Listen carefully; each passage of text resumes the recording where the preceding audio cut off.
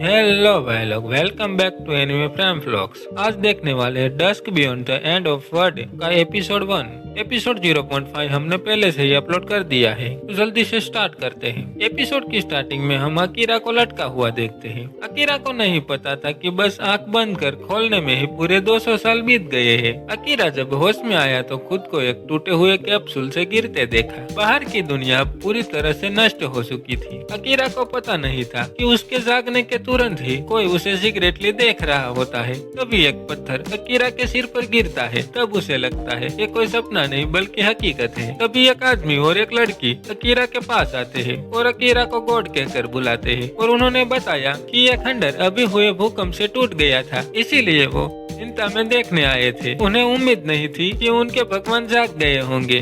तभी अकीरा कुछ पूछने ही वाला होता है। वो कमजोरी के कारण बेहोश हो जाता है। जब वो होश में आया तो खुद को एक बैलगाड़ी में पाता है। अकीरा ने बताया कि मेरा नाम ओमेशन गॉड नहीं बल्कि अकीरा है। फिर वो आदमी बताता है कि मैं पास ही के गांव का मुखिया हूँ। तो मेरा नाम विया है और ये मेरी बेटी ईदी है और आप हमारे गॉड है। हमारे गांव में आपकी पूजा करते हैं, आप ही हमें ज्ञान देते हो। और ये भी बताया कि युद्ध के बाद दुनिया से कंट्री की सिस्टम खत्म, उसकी जगह ओवेल ऑर्गेनाइजेशन आ गया है जो पूरी मानव जात को कंट्रोल करता है। रास्ते में खंडर और टूटी हुई इमारतों को देखकर अकीरा कहता है यहाँ शायद कोई बड़ा वॉर हुआ होगा। फिर उसे अपनी लवर तोवासा की याद आई। पता नहीं उसके साथ क्या हुआ होगा। आगे उसने एक टावर देखा जहाँ वो स्कूल के दिनों में अपनी फैमिली के साथ आया करता था। फिर वो फिर से सो जाता है। बाद में अकीरा को विया के घर में रखा जाता है। विया की वाइफ अकीरा को देखकर बहुत खुश होती है क्योंकि उसके घर उसके गॉड आए थे। फिर वो रात में खाना खा रहे होते हैं,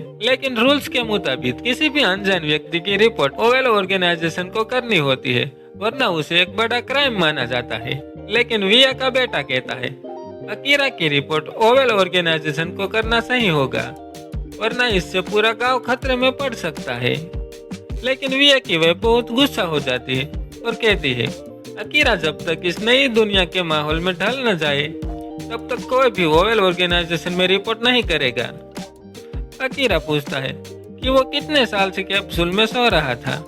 तो मुखिया कहता है कि गांव वालों को हिस्ट्री पढ़ने की परमिशन नहीं है। फिर वो सब सोने चले जाते हैं। अकीरा को रात में नींद नहीं आती तो वो बालकनी में जाता है और तोवासा को याद करता है। लेकिन उस वक्त भी वो लड़की अकीरा पर नजर रख रही होती है।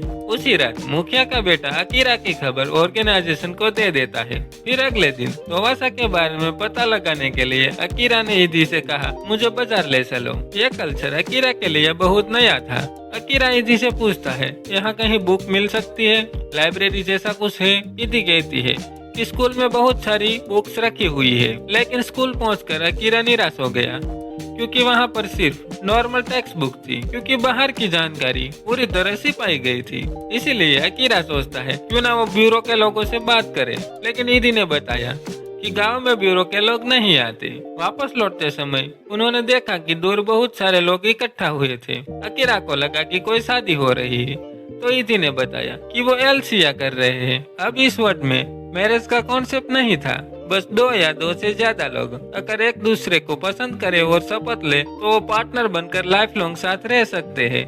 इसे एलसिया कहते थे और इसमें जेंडर की कोई पाबंदी नहीं थी और संख्या की भी नहीं थी। लड़का लड़के से शादी कर सकता है, लड़की लड़की से शादी कर सकती है, इंसान रोबोट से शादी कर सकता है। अभी सामने 4 लड़कियां एलसिया बना रही है।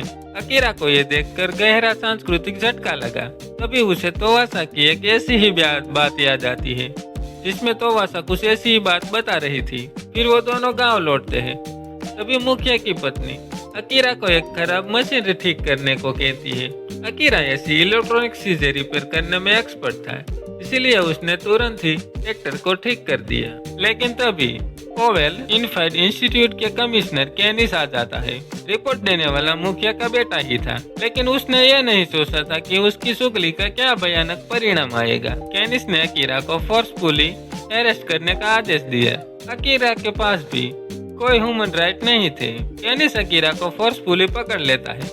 तभी मुखिया उसे बचाने की कोशिश करता है तो मुखिया को बगावत करने के क्राइम में वहीं पैर में गोली मार देता है और वो आगे कुछ बोलता है तो उसके घाव में शोक दे देता है। फिर अकीरा के साथ विया और ईदी को भी अरेस्ट कर लेता है। अकीरा विया से माफी मांगता है कि यह सब मेरी वजह से हुआ है। तो तो विया कहता है इसमें तुम्हारी कोई गलती नहीं है। पर रास्ते में ही केनिस ने ट्रेन रोक दी और कहा सिर्फ अकीरा को जिंदा रखो और बाकियों को नीचे उतार कर मार दो। और वो पूरे गांव को भी सोल्जर भेजकर मारने वाला था। जिसने भी अकीरा को देखा हो और इस बात की खबर हो उन सबको मारने वाला होता है। फिर वो विया और इजी को नीचे उतार कर मारने वाला था। अकीरा को बहुत गुस्सा आता है मगर कुछ कर नहीं पा रहा था, उसे बंद करके रखा था। तभी धमाके के साथ एक लड़की की एंट्री होती है, वो ट्रेन को काट देती है। ये शायद वही लड़की है जो अकीरा पर नजर रखे हुए थी। ये लड़की कहती है मैं तुम सबको बचा सकती हूँ लेकिन मेरी एक कंडीशन है। अकीरा तुमको मेरी एक बात माननी होगी। तो अकीरा भी तुरंत हाँ कह देता है। यदि इससे सभी बच जाए तो वो किसी भी बात के लिए तैयार है। अब केनिस भी बहुत गुस्से में आ जाता है। वो इस लड़की को भी मारने का ऑर्डर देता है। तो केनिस के सोल्जर भी अपनी गन निकाल कर लड़की पर गोली चलाते हैं। लेकिन ये लड़की भी कमाल की थी, उसने एक कवच बना लिया और सारी गोली को रिफ्लेक्ट कर देती है। उसके बाद अपनी कटाना निकालती है और सब सोल्जर को बिजली की तरह काट देती है, सबके टुकड़े टुकड़े कर देती है। एक आदमी लड़की पर पीछे से गोली चलाने वाला होता है तो अकीरा उसे लकड़ी मारकर बेहोश कर देता है। तभी केनिस अपनी बड़ी गन से गोली चलाता है तो लड़की भी अपने पावरफुल हमले से उसे भी खत्म कर दिया और सब जला दिया। गजब की एक्शन दिखाई लड़की ने। अकीरा कहता है इंसान भी इतने पावरफुल होते हैं। फिर वो लड़की कहती है मैं एक रोबोट हूँ और मेरा नाम युगुरे है। और कहा कि वो अकीरा से किया गया वादा पूरा करने आई है। और जब उसने अपना चेहरा दिखाया तो अकीरा दंग रह गया। युगुरे बिल्कुल तोवासा जैसी दिखने वाली थी। अकीरा को लगा जैसे तोवासा खुद उसके सामने हो। फिर युगुरे अपनी बात बताती है। वो कहती है अकीरा तुम मेरे साथ शादी कर लो। और इसके साथ एपिसोड 1 का एंड आता है। मिलते हैं नेक्स्ट एपिसोड में, देखते हैं अकीरा क्या करता है। अगर आपको ये एक्सप्लेन वीडियो पसंद आए तो लाइक शेयर और सब्सक्राइब जरूर करना। मिलते हैं नेक्स्ट एपिसोड में, तब तक के लिए बाय बाय, थैंक यू।